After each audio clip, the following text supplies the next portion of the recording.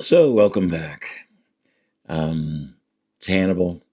It is a beautiful October morning, and I am 22,000 days old today. When I was younger at a county fair, a palm reader, a person with a big sign over her booth that said "Gypsy" on it, told me that I would live exactly 22,000 days, and that would be it. That would be all for me. But I have lived a couple of hours more than 22,000 days, and well, that test didn't quite pass the mustard. Thought I'd talk a little bit today about transformation. Coming and becoming and unbecoming. We are in a constant state of change. The tiniest things that we do in our daily lives can have big repercussions down the road, or even small ones, but change is inevitable.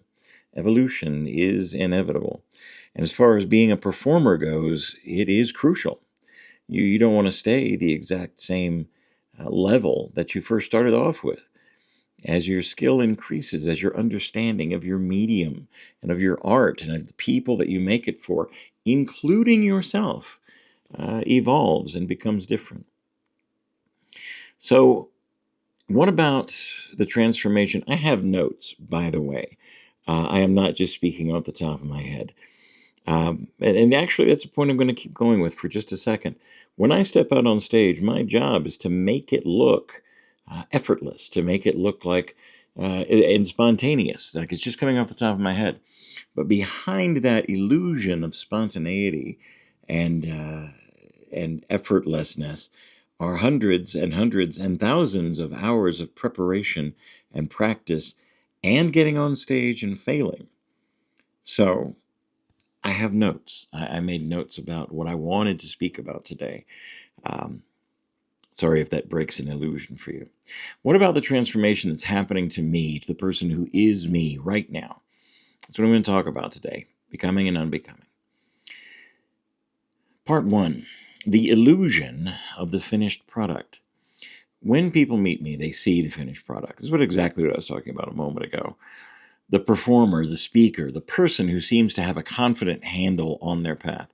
The truth is, most of the interesting and difficult parts of life happen in the process and the mess of becoming. Happiness, to quote my favorite band, happiness is not at the end of the road. Happiness is the road. The process is fascinating and exciting and challenging and scary, and so worth the journey. For many, many years, I focused on becoming a successful magician. That meant mastering the sleights, understanding the stagecraft, learning how to command a room, how to speak to 100 people, to 500 people, to 1,000 people, and still make it feel personal for each and every one of them there. It was about acquisition at the beginning, acquiring the skills, acquiring the bookings, acquiring a reputation, forward march, right? But what happens when when you arrive at the goal that you set for yourself, you realize that to stay authentic, to keep growing, you have to start the equally important and sometimes terrifying prospect of unbecoming. As a magician, I learned that the greatest trick is going to be getting the audience to believe the impossible, not to suspend their disbelief, to bring their disbelief as hardcore as they possibly can, and still being able to instill with them a sense of mystery, a sense of wonder.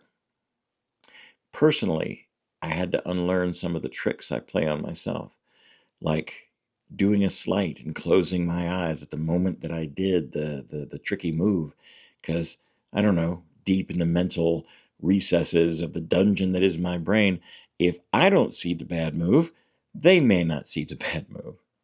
I had to unbecome the performer who believed his worth was tied only to the applause. I had to shed the identity that said a real magician is the one that protects his secrets at all costs.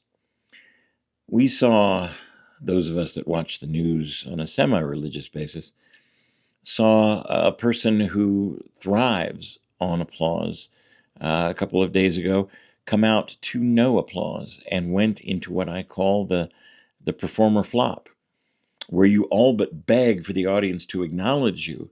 It's okay if you clap. It's okay if you, I know you're not supposed to applaud, but it's okay if you do applaud. You're begging for it, and it diminishes you, it diminishes anything you have to say from that point forward on the stage. For a long time, the persona was a comfortable cloak, the one that I wore. But comfort can be a cage. The moment I started sharing the philosophy behind the trick, the psychology of belief, the power of the narrative, that's when my road shifted from just being a magician, a performer, a variety entertainer, that I became an inspirational speaker. I had to unbecome the purely technical entertainer to become the messenger that I'm still working on. It was a necessary shedding of the old skin. And then there's the seance work. This is where the concepts of becoming and unbecoming get really interesting, because the work itself is about the unseen, the things we think we know and the things we're willing to question. Seance is a moment of letting go. The audience has to unbecome their hyper-skeptical, defensive selves to allow for the experience to happen. They have to allow for the possibility of the unexplainable. Think about this. A magic show where you don't expect any applause, where you don't expect any acknowledgement or laughter or well done or a standing ovation, none of those things. I don't want those in my show. I want them to sink into the mystery. I want them to sink into the story. I want to lead them into the woods and then show them around and say, look at this beautiful place. It's real. I did not have a goal in mind of becoming a seance leader, an apparitionist.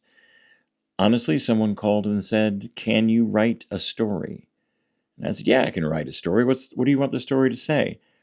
And they said, we'd like to examine the history of the spiritualist movement around the Stanley Hotel and present it in such a way that it recreates the kind of seance that someone might have experienced in the early part of the 20th century. We want the history of the hotel to be the strongest part. We would like a certain sense of mystery and spookiness to be the underlying pinning.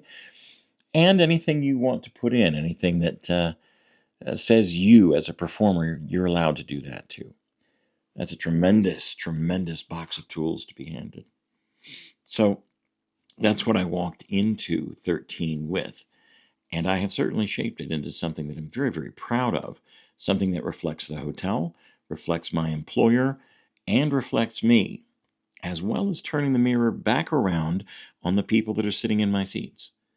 I want you to see yourself and your own ghosts that you carry with you, memories that you carry with you as well.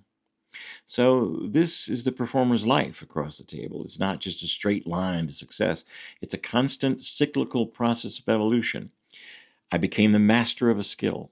I unbecame the attachment to that skill as my only identity. I become something new, a speaker, a storyteller, a guide. I unbecome the fear of leaving the old self behind. 22,000 days, and I'm wondering, how will I evolve in the next 1,000 days, 5,000 days? How many days are actually left to me? My life, your life, they are not fixed performances. They are improvisational pieces. Every morning you get to choose what you're going to let go of, what beliefs, what fears, what old versions of yourself, and what you're going to embrace and what you're going to become. So I'll leave you with this challenge.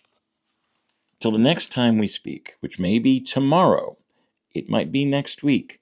I'm kind of loose on my scheduling. I'll be consistent, but I won't be perfectionally consistent.